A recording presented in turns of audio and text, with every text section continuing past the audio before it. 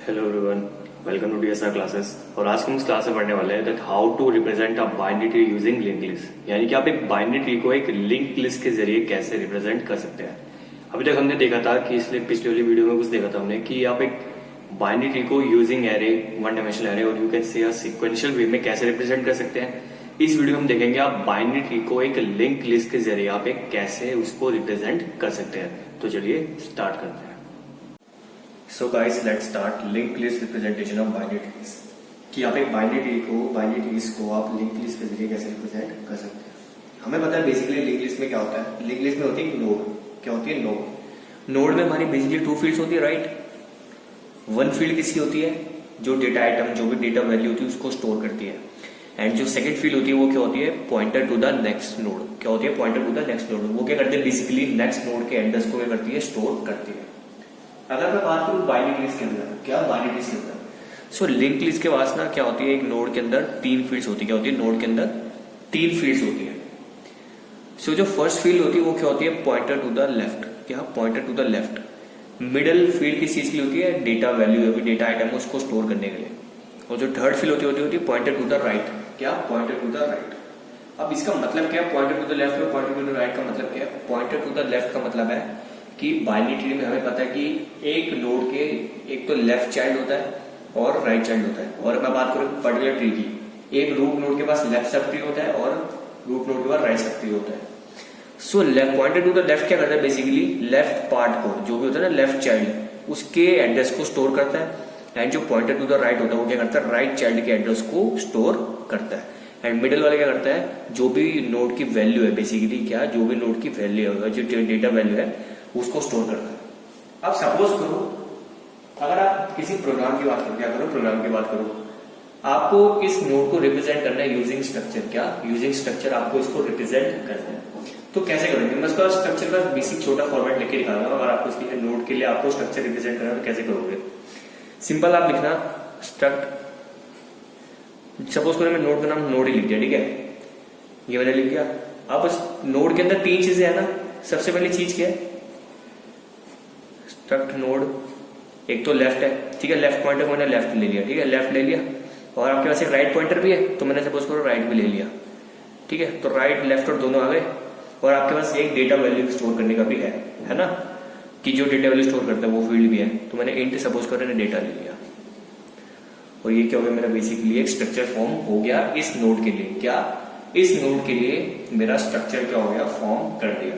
सो आप इसको कहीं भी प्रोग्राम, कहीं भी कोड, कहीं भी इसको यूज कर सकते हैं। अब बात आती है कि अब हमें रिप्रेजेंट करना है क्या? किसी बाइनरी ट्री को किसके अंदर, किसी बाइनरी ट्री को लिंक लिस्ट के जरिए हमें रिप्रेजेंट करना है। तो उसको देख लेते हैं, ठीक है।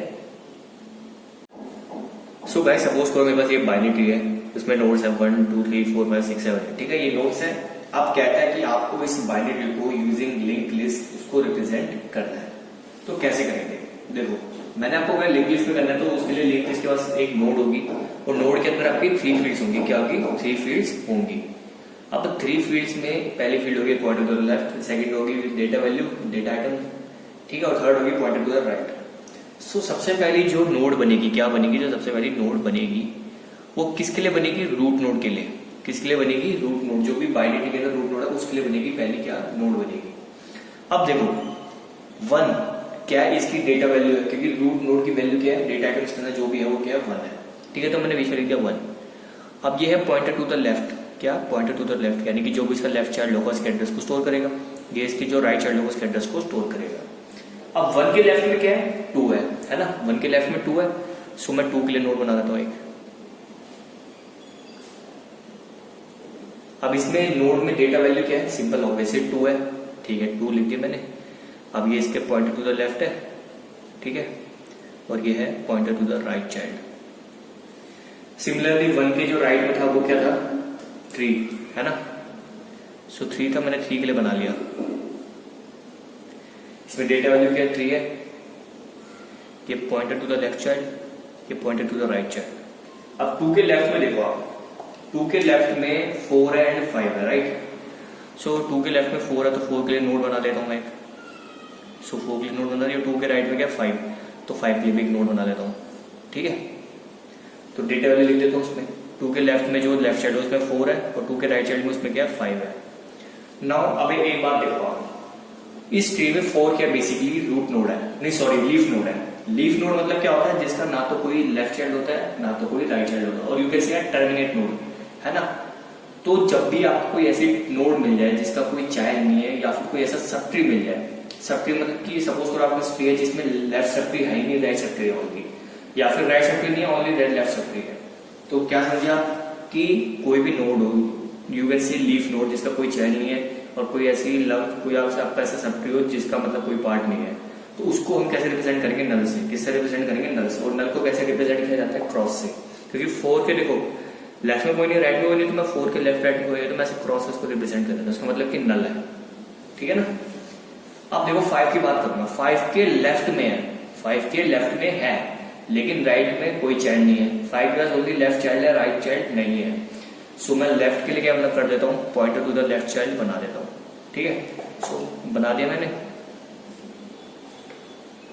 उसमें डेटा वैल्यू क्या है 8 है, और पॉइंटर टू द, अब 8 क्या लीफ नोड है ना, तो लेफ्ट और राइट दोनों नहीं है, तो पॉइंटर टू द लेफ्ट और पॉइंटर टू द राइट क्या है, दोनों नल है। और 5 के भी राइट में कोई नहीं है, तो ये भी क्या है, बेसिकली नल है, ठीक है। अब मैं बात करूं 3 की, 3 के लेफ्ट में क्या है 6 और 3 के राइट में क्या है 7, यानी कि 3 का लेफ्ट साइड क्या 6 और 3 का राइट साइड क्या 7।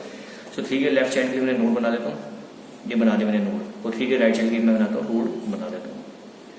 सो 3 के जो लेफ्ट चाइल्ड है उसमें डेटा वैल्यू क्या है 6 है, और 3 के राइट चाइल्ड में डेटा वैल्यू 7 है। Now 6 and 7 both are what, leaf nodes है ना, क्योंकि दोनों के ना तो कोई लेफ्ट चाइल्ड है ना तो कोई राइट चाइल्ड है। सो मैं दोनों को ऐसे रिप्रेजेंट कर दूंगा, नल से रिप्रेजेंट कर दूंगा, और उसको नल को मैं कैसे लिख दिया, मैंने क्रॉस बना दिया। इसका मतलब क्या दिखा रहा है, नल दिखा रहा है। सो ये क्या हो गया आपका बेसिक तरीका, कि आपके पास कोई भी बाइनरी आता है ना, तो बाइनरी को आप इस वे से लिंक लिस्ट के जरिए ऐसे रिप्रेजेंट कर सकते हैं, ये उसकी लिंक लिस्ट रिप्रेजेंटेशन है। सो ये तो एक एग्जाम्पल था सिंपल सा, कि मतलब आपको कुछ कुछ पॉइंट्स का याद रखना है। जो स्टार्टिंग नोड होगी, जो भी आप लिंक लिस्ट में स्टार्टिंग नोड होगी वो हमेशा रूट नोड की होगी। जो लेफ्ट वाला होगा वो लेफ्ट चाइल्ड को वो करेगा, एड्रेस स्टोर करेगा, राइट वाला राइट चाइल्ड को। जब भी आपको कोई लीफ नोड मिलता है या फिर ऐसा सब ट्री मिलता है जिसका कोई पार्ट नहीं है, उसको आप नल से रिप्रेजेंट करेंगे। नल कैसे होगा, क्रॉस से होगा। सो ये क्या थे कुछ बेसिक्स पॉइंट जो आपको याद रखने हैं। एंड ये क्या है कि हमने बाइनरी को लिंक लिस्ट में रिप्रेजेंट कर दिया। सो गाइस आई होप समझ आ गया होगा कि आप एक बाइनरी ट्री को या फिर बाइनरी ट्री जो भी बाइनरी ट्री है उसको आप एक लिंक लिस्ट में कैसे रिप्रेजेंट कर सकते हैं। आपको सबसे पहले पॉइंट का ध्यान क्या रखना है कि लिंक लिस्ट जब आप रिप्रेजेंट करोगे फॉर बाइनरी ट्री, तो आपके लिए जो नोड होगी उसमें 3 फील्ड्स होगी। क्या होगी, 3 फील्ड्स होगी। पहली फील्ड होगी pointer to the left child, यानी कि जो उसका लेफ्ट चाइल्ड होगा, जो भी लेफ्ट पार्ट होगा उसके एड्रेस को स्टोर करेगा। बीच वाली क्या होगी, उस नोड की जो डेटा वैल्यू है वो स्टोर करेगा। और जो थर्ड फील्ड होगी वो क्या होगी, जो pointer to the right child, यानी कि जो राइट चाइल्ड है you can say right part का एड्रेस स्टोर करेगा, ठीक है। और जो हमारी स्टार्टिंग नोड होगी जब आप उसको लिंक लिस्ट में रिप्रेजेंट करोगे, तो स्टार्टिंग नोड होगी आपकी रूट नोड उस बाइनरी ट्री की। देन आपको लेफ्ट चाइल्ड के लिए आपको नोड बनानी पड़ेगी, राइट के लिए नोड बनानी पड़ेगी, उनके pointer to the left, pointer to the right. अगर आपको कोई लीफ नोड मिलते हैं या फिर कोई ऐसा सब ट्री मिलता है जिसका कोई पार्ट नहीं है, ठीक है, मतलब कोई सब ट्री ऐसा नहीं है जो लेफ्ट सब ट्री नहीं है सपोज करो, या फिर राइट सब ट्री नहीं है, तो आप उसको नल से रिप्रेजेंट करोगे। नल को सपोज करो आप क्रॉस से भी रिप्रेजेंट कर सकते हैं। सो ये क्या था, बेसिक सिंपल तरीका था कि आप बाइनरी ट्री को लिंक लिस्ट में कैसे रिप्रेजेंट कर सकते हैं। अगर आपको कोई डाउट है तो आप पूछ सकते हैं।